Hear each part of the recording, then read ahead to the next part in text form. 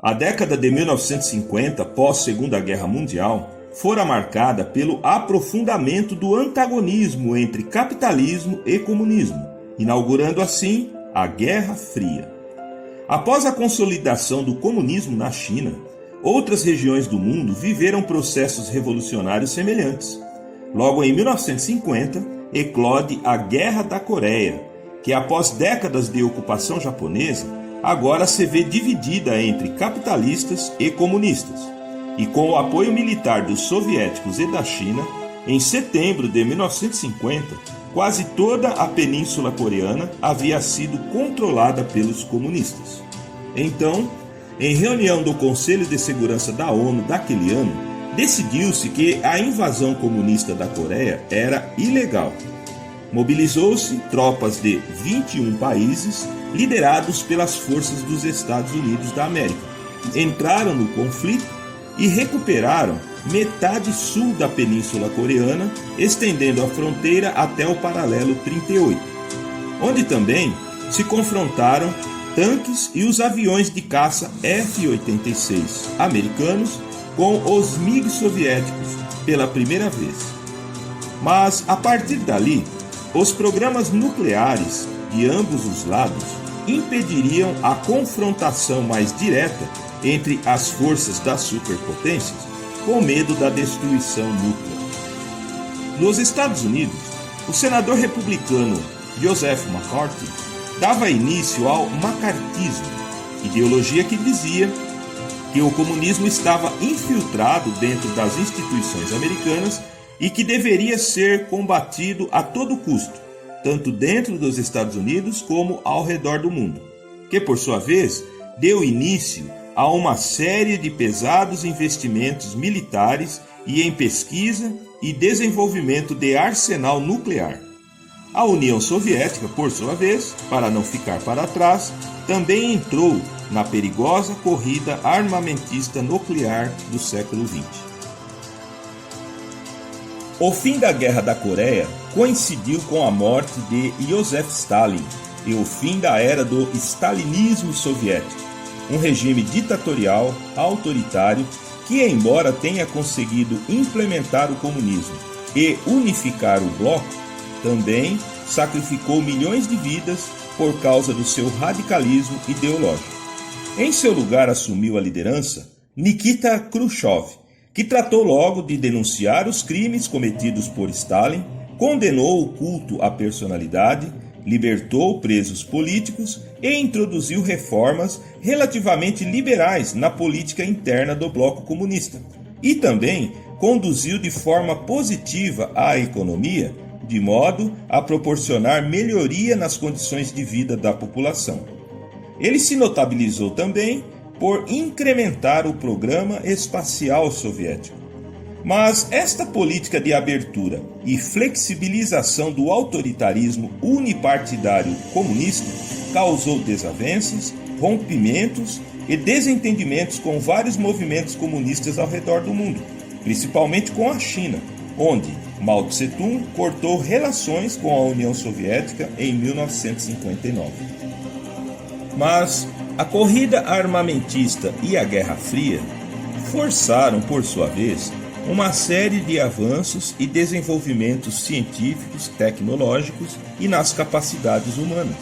Talvez os mais notáveis tenham sido os desenvolvimentos de tecnologia aeroespacial que se intensificaram a partir dos anos 1950, e os primeiros resultados foram o lançamento do satélite soviético Sputnik 1 e 6 meses após o Sputnik 2, que já tinham como missão estudar a estratosfera, a microgravidade, a radiação solar e foram precursores das missões espaciais tripuladas. Um ano após o lançamento dos Sputniks pelos soviéticos, os americanos lançaram o seu primeiro satélite, o Explorer 1, e na sequência os soviéticos lançam os satélites Vostok e Luna e os americanos lançam o Mariner e Ranger. Em novembro de 1957, os russos enviam ao espaço a cadela Laika, a bordo da nave Sputnik 2, mas infelizmente ela morre vítima do estresse e do aquecimento do habitáculo. Os americanos foram os primeiros a enviarem em missão espacial animais que conseguiram retornar com vida, como, a bordo do foguete Júpiter C, as macacas Able e Miss Baker, em 28 de maio de 1959.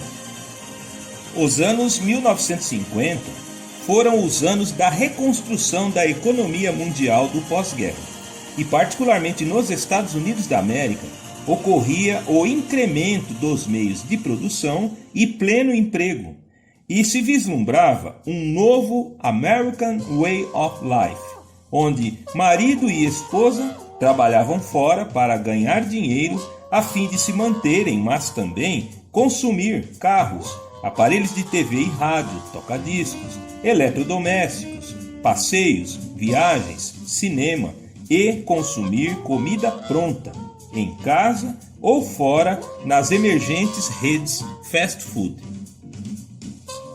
As características dos produtos fast food, desenvolvidas ainda nos anos 1950, mas que indiscutivelmente fazem sucesso comercial até hoje, são a rapidez na entrega dos produtos, que são elaborados numa lógica de linha de montagem, onde trabalhadores se especializam numa única tarefa ou etapa do trabalho, garantindo assim fluência, rapidez, eficiência e, principalmente, baixo custo unitário por produto. Também, os produtos fast food são fornecidos acondicionados em embalagens descartáveis, dispensando assim os caros serviços de alimentação, como garçons, pratos, talheres e mesmo as mesas ou os salões de restaurante para se consumir, de modo que o fast food pode ser comido no carro, na rua, no banco da praça, também dentro das lanchonetes, em casa e até no trabalho. É indiscutível que o sabor, a textura, a crocância, os aromas, a quantidade de sal e de açúcar e as gorduras fazem dos produtos fast food saborosos, principalmente para as crianças e o público jovem, introduzindo assim um costume ou um hábito alimentar que já perdura por gerações.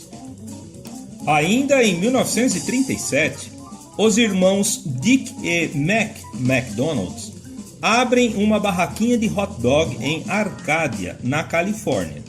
E já em 1940, devido ao bom desempenho, abrem em San Bernardino, na Califórnia, na rodovia Rota 66, o restaurante McDonald's, agora com o seu sobrenome na fachada, que trabalhava com churrascos, saladas e hambúrgueres, e também tinham um serviço de entrega no carro, onde o cliente nem precisava se levantar do veículo, e os atendentes eram ágeis e rápidos, pois se locomoviam sobre patins. Passados 8 anos, eles perceberam que a venda de hambúrguer correspondia a mais da metade do faturamento global. Então decidem fechar para a reforma e reabrir como hamburgueria, onde a partir de então passariam a vender apenas hambúrguer, milkshake e batata frita, se configurando assim no típico negócio fast food.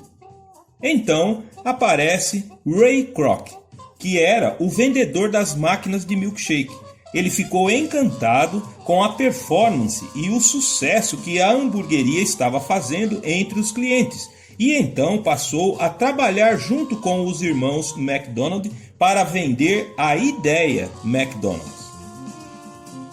Os irmãos McDonald, bem como o novo sócio Ray Kroc, estavam desejosos de crescer e expandir, mas não tinham recursos próprios para investir em novas filiais. Foi então que Ray Kroc passou a procurar parceiros, que por sua vez iriam investir nas novas filiais e também teriam que se submeter à gestão McDonald's. Também iriam usufruir da marca, das receitas, da metodologia de trabalho já desenvolvida e das campanhas publicitárias do McDonald's, pagando ao franqueador McDonald's um percentual sobre o faturamento global a título de royalty. Estava lançado então o sistema franchise ou franquia, que ia dar muito certo e seria copiado por muitas outras marcas, que por sua vez se tornariam gigantes mundiais, assim como o McDonald's. E a partir da década de 1960, que Ray Kroc decide direcionar propaganda institucional através do personagem Ronald McDonald e sua turma para o público infantil. E isto deu muito certo, pois perceberam que as crianças seduziam os familiares a comparecerem à loja McDonald's e assim compravam e consumiam. Então, em 1961, Ray Kroc consegue, com o apoio de amigos e investidores, juntar a quantia de 2,7 milhões de dólares a fim de comprar o McDonald's dos irmãos. Após tumultuadas negociações, acabaram vendendo o McDonald's para Ray Kroc, porém, tentaram lançar uma marca concorrente paralela, a The Big M. Mas, ao abrirem a primeira loja, Ray Kroc também decide construir uma loja McDonald's bem em frente, levando o empreendimento dos irmãos McDonald à falência. Em 1967, é aberta a primeira unidade McDonald's fora dos Estados Unidos, no Canadá. E em 1971, é aberto o primeiro McDonald's na Ásia, em Tóquio, no Japão. O sistema drive-thru foi inaugurado em Sierra Vista, no Arizona, e em 1979 é aberta a primeira loja na América do Sul, no Rio de Janeiro. Em 1981 é inaugurado o primeiro McDonald's em São Paulo, na Avenida Paulista. E em 1990, o McDonald's realiza a façanha de vender o produto mais emblemático do capitalismo americano na União Soviética, abrindo uma loja McDonald's em Moscou. No transcorrer da sua história, o McDonald's recebeu muitas críticas, principalmente quanto à qualidade nutricional dos seus produtos, onde argumentam-se que os produtos McDonald's primam apenas pelo paladar, pela crocância, textura, muito salgado ou muito doce, e que seduz, deseduca e desvia o público infantil da alimentação saudável. Porém, hoje em dia, o McDonald's conta com quase 1 bilhão de clientes ao redor do mundo e está presente em 117 países, com quase 40 mil lojas e dão emprego a quase 500 mil de trabalhadores. E na esteira do fast food, surgiram outras grandes redes a partir dos anos 1950, a fim de explorar essa nova modalidade de alimentação. O Burger King surgiu logo em 1954 em Miami, na Flórida. A Taco Bell, inspirada na culinária mexicana, também surgiu em 1954 em Downey, na Califórnia, nas mãos de Glenn Bell. E em 1952, o KFC, Kentucky Fried Chicken, embora atuante desde 1939, virou rede a partir dos anos 1950, especializada em frango frito empanado e sob o comando do Coronel Sanders. Coronel Sanders não porque fosse militar, mas recebeu o título honorário de coronel do governador do estado americano do Kentucky, Ruby LaFont. Chegou a abrir 600 lojas nos Estados Unidos e em 1964 vendeu a sua rede por 2 milhões de dólares. E para se contrapor à má fama que o fast food vinha adquirindo como comida insalubre, surge a rede Subway, em 1965, fundada por Fred DeLuca e Peter Buck em Bridgeport, no Connecticut, para produzir e vender lanches, saladas e os Subways, ou os submarinos, lanches inspirados nos lanches italianos, que consistem em 2 longas fatias de pão de casca crocante, tipo pão italiano ou baguete francesa, e recheadas com carnes, frios e saladas. Esses tipos de lanches se tornaram muito populares no início do século XX, com a chegada dos imigrantes italianos à América, e a rede Subway tratou de transformá-los em negócio fast food. Atualmente, a rede Subway é a maior do mundo em número de lojas, com 44.800 unidades em 112 países, e é a quarta maior do mundo em faturamento. Na mesma cidade onde surgiu a primeira rede fast food da história, a hamburgueria White Castle, em Wichita, no Kansas, também surgiu a Pizza Hut, também na década de 1950, com os irmãos Dan e Frank Carney, adaptando a prestigiada iguaria italiana ao gosto popular norte-americano e comercializando-a sob o sistema de produção e comércio fast food, ajudando a popularizar ainda mais a pizza pelo mundo, sendo hoje a maior rede de pizzarias do globo, com 15 mil lojas em 130 países, sendo 95 delas só aqui no Brasil. Nos anos 1950, a proliferação dos negócios fast food não se deram apenas nos Estados Unidos, mas também aqui no Brasil. Robert Bob Falkenburg era um tenista norte-americano que ganhara vários torneios de tênis, inclusive o de Wimbledon, em 1948. Bob Falkenburg era casado com a socialite brasileira Lourdes Mairink Veiga, de modo que mudaram-se com os filhos para o Rio de Janeiro, Brasil, no ano de 1950, onde inclusive passou a defender o Brasil em torneios internacionais de tênis.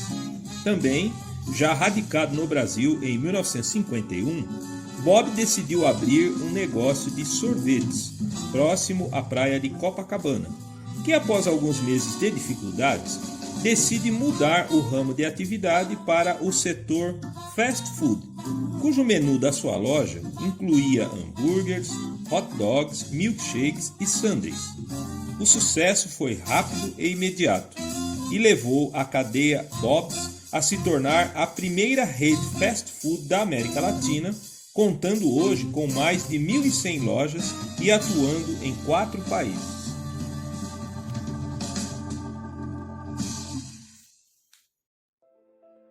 Foi a partir dos anos 1950 que também se popularizou o mundialmente famoso e também controvertido Strogonoff, cuja origem ainda é incerta. Segundo o renomado Tratado Enciclopédico Culinário francês La Russe Gastronomique de Prosper Montagne, o prato teria surgido pelas mãos de chefes franceses que trabalhavam para a prestigiosa e rica família russa, os Stroganov. Mas também existe uma teoria de que o prato teria sido inventado por um cozinheiro francês que trabalhava na corte do imperador Pedro o Grande da Rússia, ainda no século XVI, mas que permaneceu no contexto da gastronomia da nobreza. Com a Revolução Russa, boa parte da nobreza local fugiu para a França, e de lá a receita se popularizou entre os adeptos da alta gastronomia.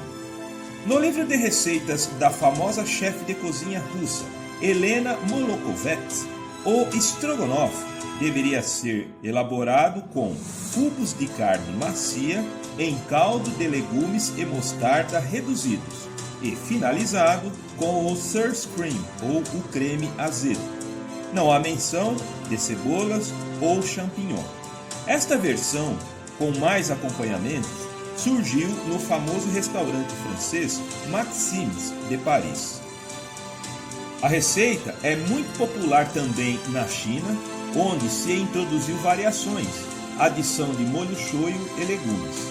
Já nos Estados Unidos e na Austrália, costuma-se adicionar bacon ao preparo, de modo que era o prato preferido de Abraham Lincoln e Charles Chaplin.